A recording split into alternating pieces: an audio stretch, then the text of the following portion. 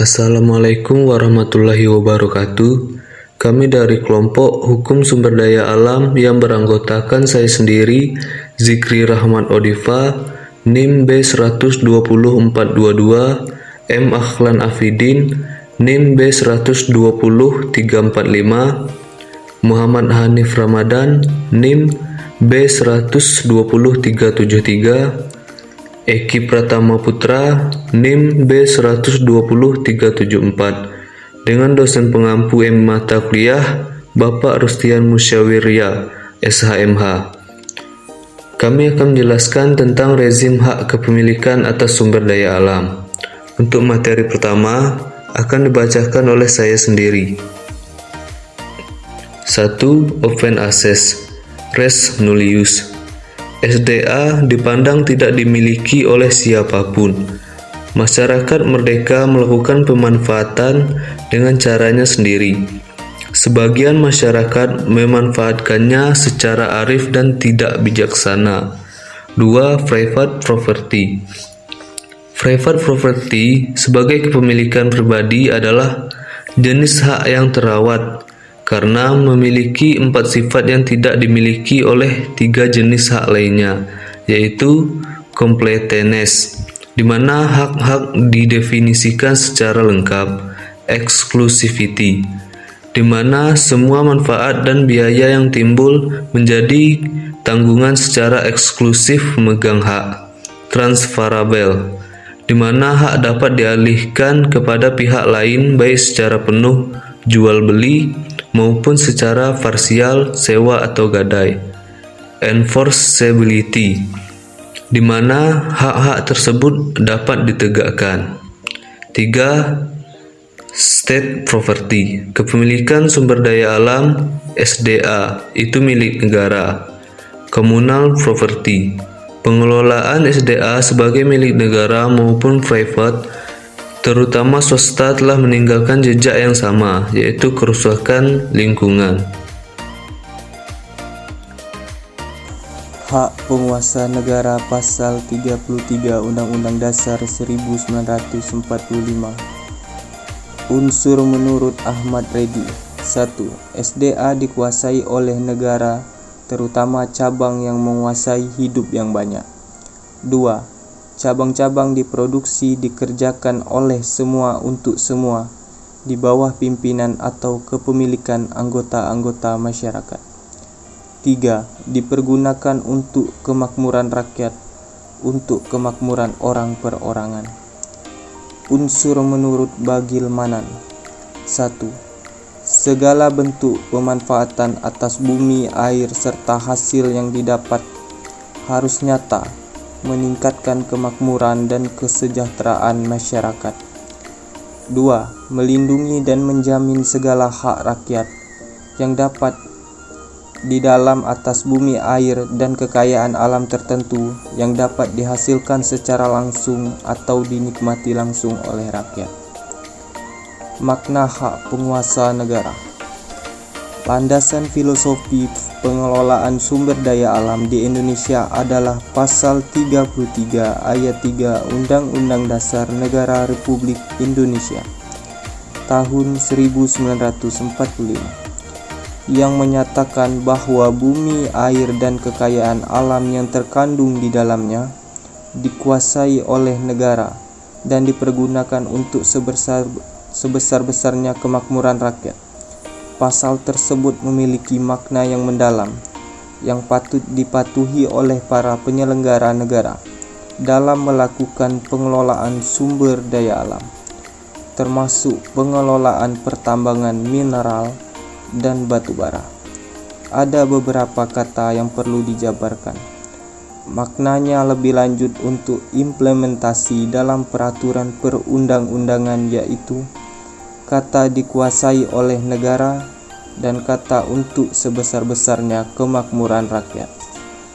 Makna hak penguasa negara. Kata dikuasai oleh negara merujuk pada penggunaan kata negara, bukan menggunakan kata pemerintah. Tentunya hal ini memiliki makna dan tujuan tertentu dari para pendiri negara pada saat itu. Jika menggunakan kata pemerintah, berarti merujuk kepada penyelenggaraan negara yang dapat bermakna pemerintahan pusat dan juga pemerintahan daerah. Namun para pendiri negara pada saat itu lebih memilih untuk menggunakan kata negara, di mana hal ini merujuk pada suatu organisasi yang memiliki kedaulatan dalam arti dapat melakukan tindakan hukum baik ke dalam maupun keluar dari negara. Dengan demikian, kata negara merujuk pada organ yang memiliki karakter state yang merujuk pada adanya kedaulatan. Dalam hal ini, sesuai dengan karakter negara, kata negara merujuk pada pemerintah pusat yang dapat bertindak ke dalam maupun keluar dari negara. Jadi, makna kata negara selayaknya merujuk kepada pemerintah pusat. Namun demikian, tidak semata-mata pemerintah pusat yang menjalankannya, tetapi tetap dapat dilaksanakan bersama pemerintah daerah dalam hal pengelolaan sumber daya alam yang bersifat lokality atau kedaerahan. Implikasi bentuk penguasaan sumber daya alam sesuai pasal 33 Undang-Undang 1945. Dari pengertian pasal 33 ayat 3 yang menuju pengertian dikuasai negara, harus diartikan mencakup makna dikuasai negara dalam arti luas, di mana di dalamnya termasuk juga kepemilikan publik oleh kolektivitas rakyat atas sumber daya alam. Rakyat secara kolektif memberi mandat kepada negara untuk membuat kebijakan, tindakan pengurusan atau bestuurdat, pengaturan atau regelendesdat, pengelolaan atau beheersdat, dan pengawasan atau toezichthoudensdat. Hak penguasaan negara sebagaimana tertuang dalam pasal 33 ayat 3 Undang-Undang Negara Republik Indonesia 1945 memberikan makna hak penguasaan terhadap bahan galian berada di tangan negara. Dalam hal ini negara hanya memiliki sebatas hak penguasaan saja, tidak dalam arti memiliki sumber daya alam. Hak kepemilikan terhadap sumber daya alam adalah seluruh rakyat Indonesia. Selanjutnya, untuk hak pengelolaan dilaksanakan oleh pemerintahan sebagai penyelenggaraan negara. Dalam hal ini diselenggarakan oleh Menteri Energi dan Sumber Daya Mineral. Sedangkan hak penguasaan berada di tangan pelaku usaha. Dalam perjalanan sejarah, bentuk pengusahaan pertambangan di Indonesia menganut dua rezim, yaitu rezim perizinan dan rezim kontrak. Rezim perizinan adalah diberlakukan dalam bentuk konsesi, kuasa pertambangan dan izin usaha pertambangan, sedangkan rezim kontrak pernah diberlakukan kontrak 5A, kontrak karya, dan PKP 2B. Dampak pada bentuk izin pertambangan yang dapat diberikan. Untuk menganalisis bentuk perizinan yang sesuai dengan amanat pasal 33 ayat 3 Undang-Undang Dasar 1945, menggunakan teori Anthony Rogers yang memberikan pengertian terhadap objek yang mengandung makna kepentingan publik atau public interest.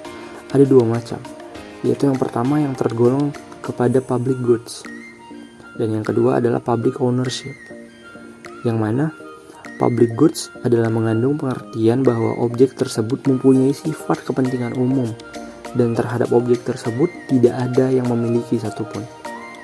Yang kedua, public ownership mengandung pengertian bahwa objek tersebut mempunyai sifat kepentingan sosial dan objek tersebut pada dasarnya adalah milik seluruh rakyat, sehingga terhadap pemanfaatannya harus dapat memberikan manfaat dan kesejahteraan bagi seluruh rakyat.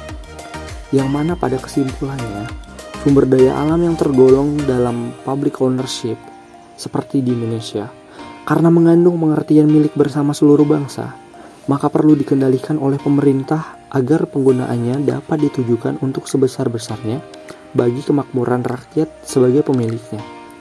Jadi, pada dasarnya harus dilakukan oleh pemerintah itu sendiri, kecuali dalam kondisi tertentu. Maka dapat diberikan izin kepada pihak tertentu untuk melaksanakan pengelolaan pertambangan. Ya, Sepertinya hanya itu yang pembelajaran yang dapat kami sampaikan. Terima kasih, semoga bisa bermanfaat. Kami akhiri dengan wassalamualaikum warahmatullahi wabarakatuh.